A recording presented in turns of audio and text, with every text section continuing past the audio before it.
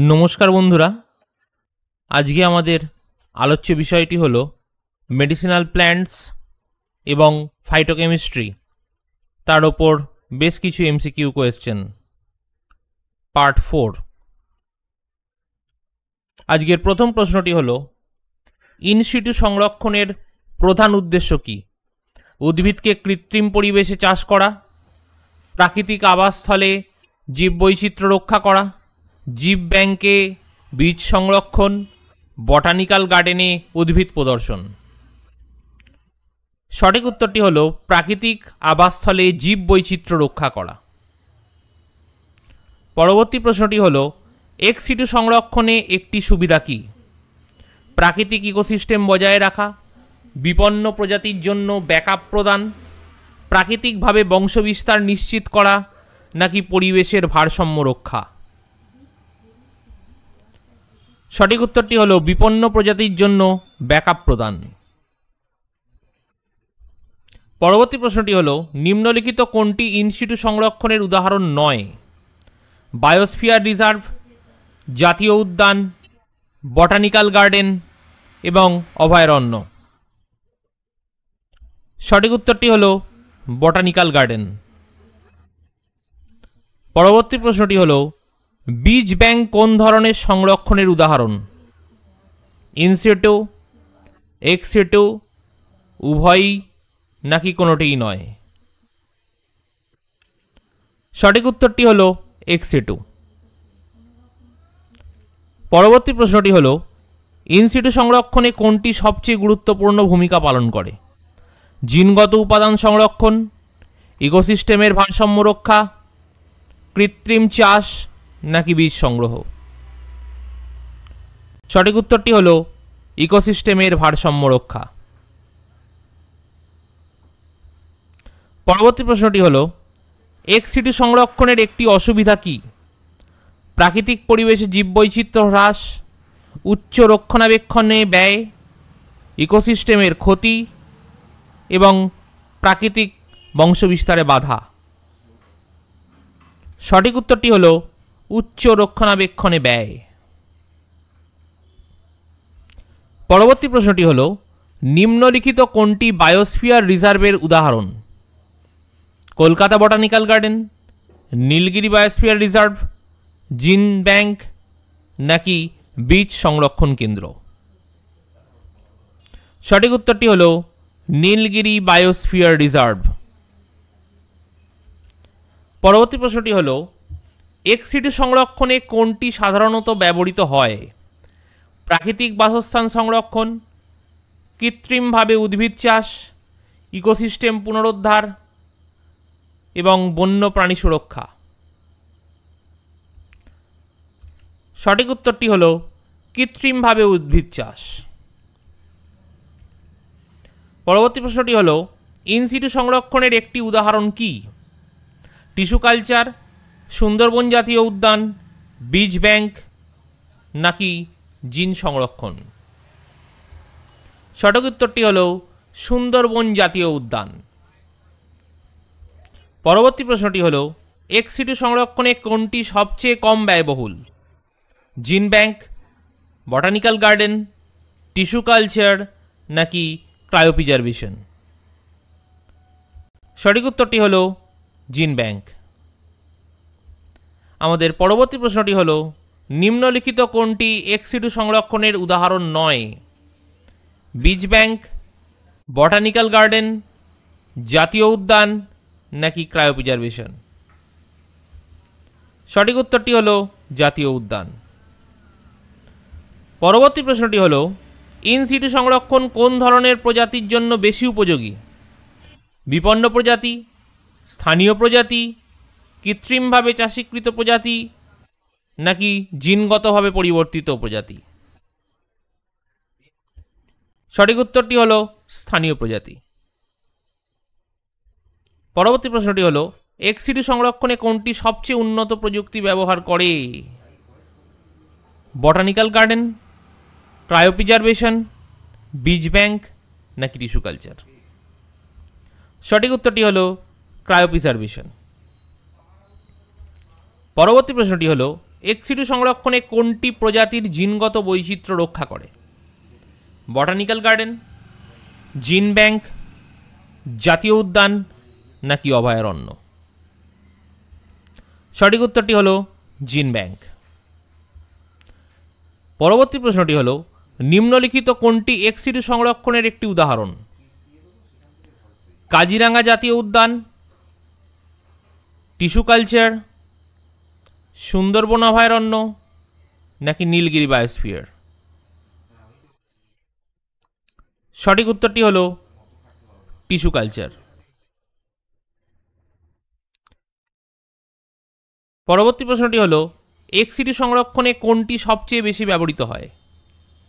জাতীয় উদ্যান, botanical garden, অভয়ারণ্য নাকি বায়োস্ফিয়ার রিজার্ভ? সঠিক উত্তরটি হলো বটানিক্যাল গার্ডেন।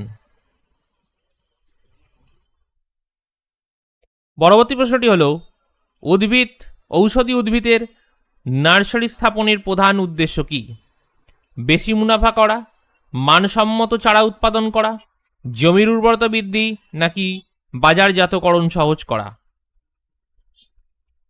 সঠিক উত্তরটি হলো মানসম্মত চারা উৎপাদন করা।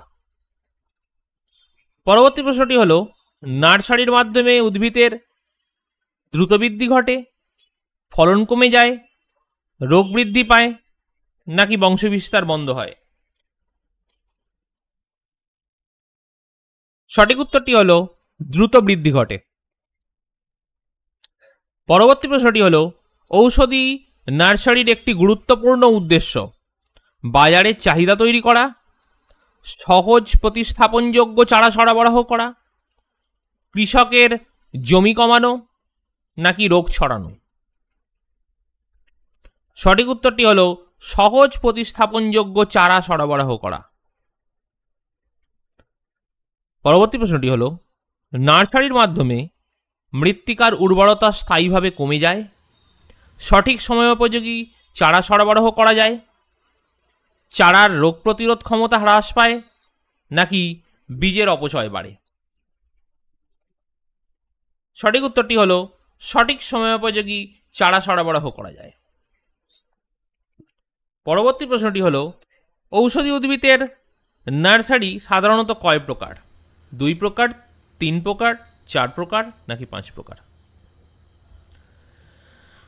সঠিক উত্তরটি হলো 3 প্রকার।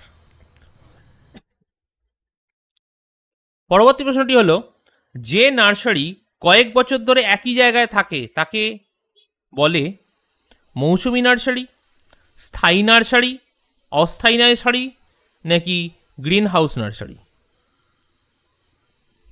সঠিক উত্তরটি হলো স্থায়ী নার্সারি।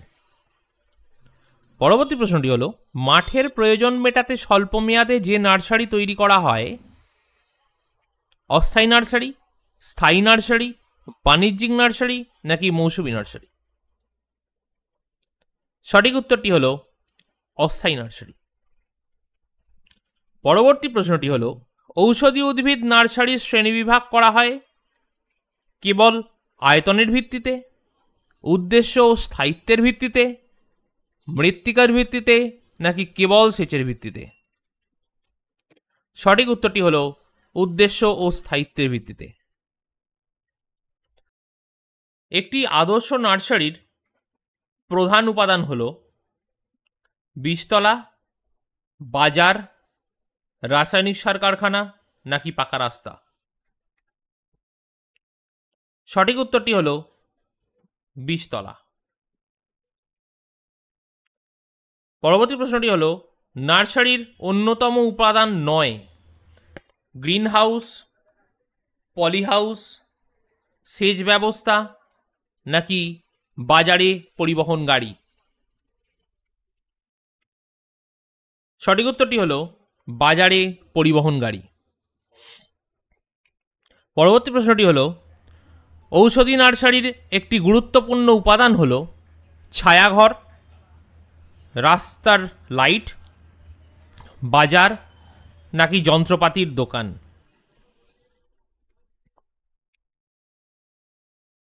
সঠিক উত্তরটি হলো ছায়াঘর। সূক্ষ্ম বীজ বপনের জন্য কোন পদ্ধতি উত্তম? ছিটিয়ে বপন, সারি করে বপন, গর্তে বপন নাকি সরাসরি ক্ষেতে বপন? সঠিক উত্তরটি হলো ছিটিয়ে বপন। পরবর্তী প্রশ্নটি হলো বড় বীজ সাধারণত কোন পদ্ধতিতে বপন করা হয়?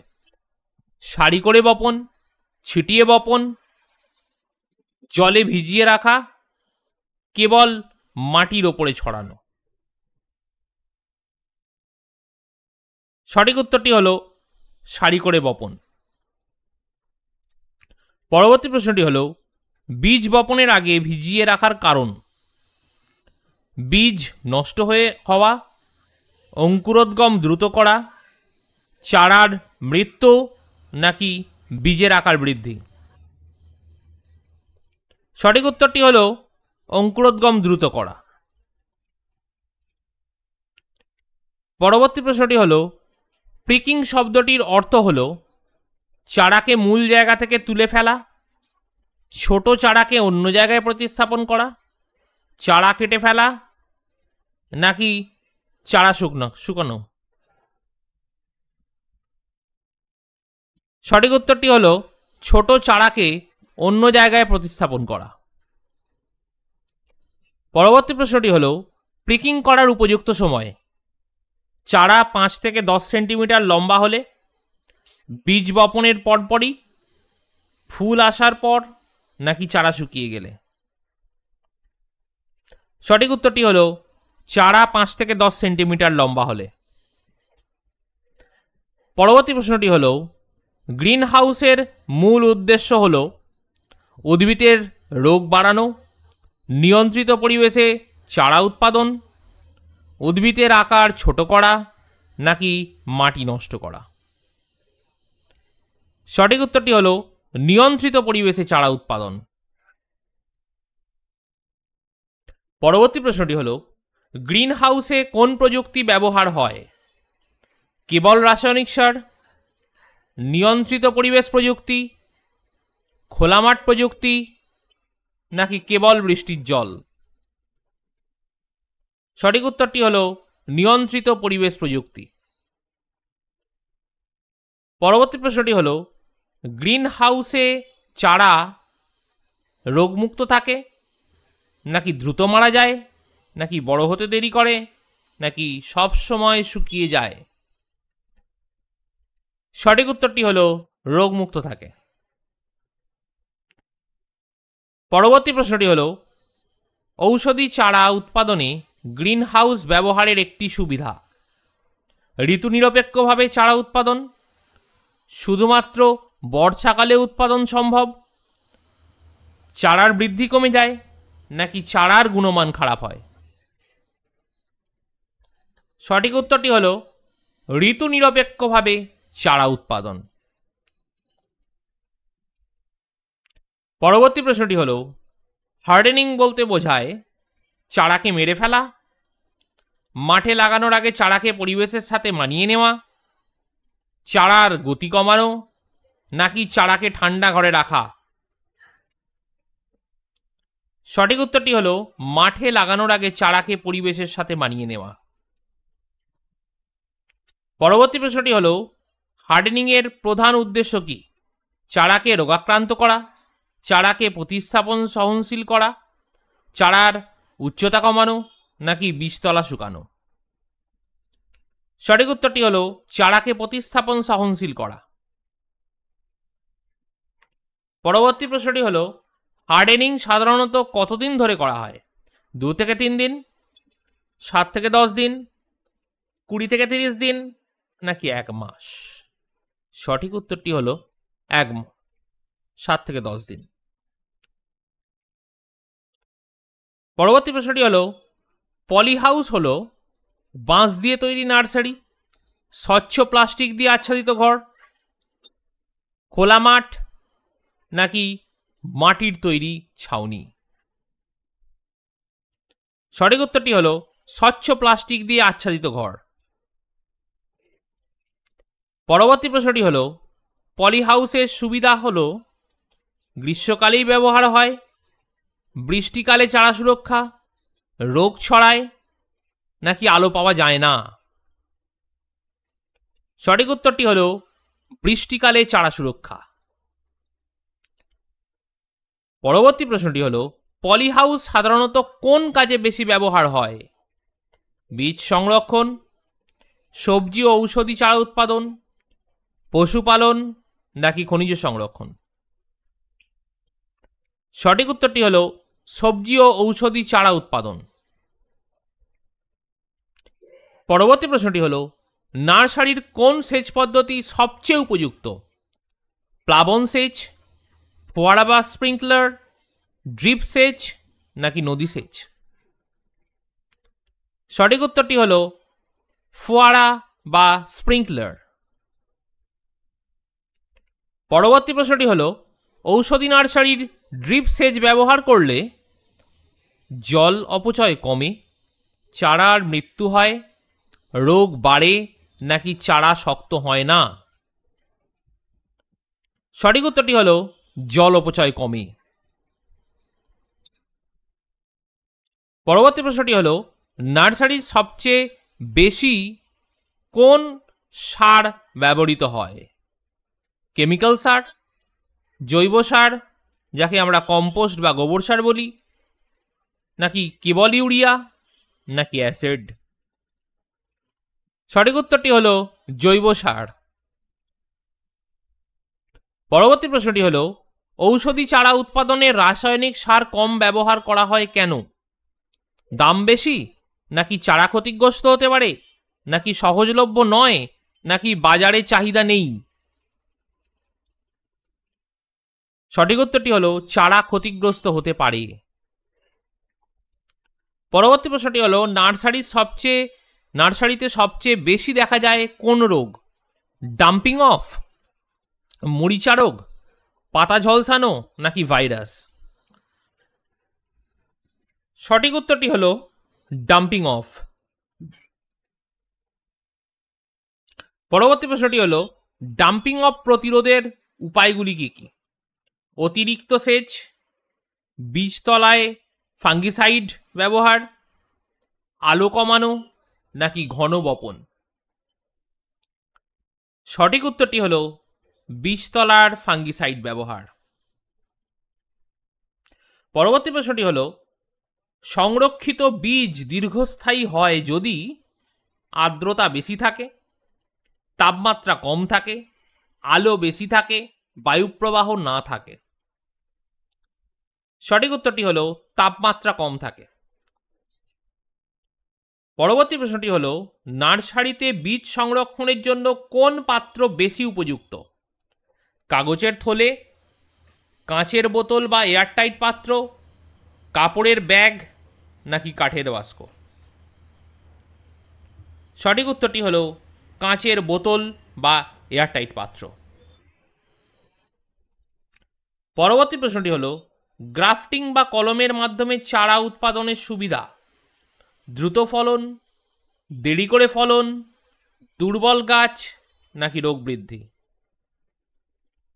সঠিক উত্তরটি হলো দ্রুত ফলন। আমাদের পরবর্তী প্রশ্নটি হলো কাটিং দ্বারা বংশবিস্তার বলতে বোঝায় পাতা শুকানো, উদ্ভিদের কোনো অংশ কেটে রোপণ করা, বীজ বপন, নাকি কলম লাগানো? সঠিক উত্তরটি হলো উদ্ভিদের কোনো অংশ কেটে রোপণ করা। পরবর্তী প্রশ্নটি হলো কাটিংয়ের মূল গজাতে সাহায্য করে নাইট্রোজেন সার, রুটিং হরমোন, আইএএ বা আইবিএ, ইন্ডোল অ্যাসিটিক অ্যাসিড, নাকি ইন্ডোল বিউটারিক অ্যাসিড?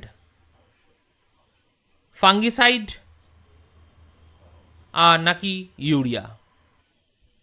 সঠিক উত্তরটি হলো রুটিং হরমোন, যার নাম ইন্ডোল অ্যাসিটিক অ্যাসিড বা ইন্ডোল বিউটারিক অ্যাসিড। পরবর্তী প্রশ্নটি হলো লেয়ারিং বলতে কি বোঝায়? ডাল ভেঙে ফেলা, জীবন্ত ডাল মাটির নিচে রেখে মূল গজানো, পাতার উপর মাটি দেওয়া, নাকি ফুল ছিঁড়ে ফেলা? সঠিক উত্তরটি হলো জীবন্ত ডাল মাটির নিচে রেখে মূল গজানো।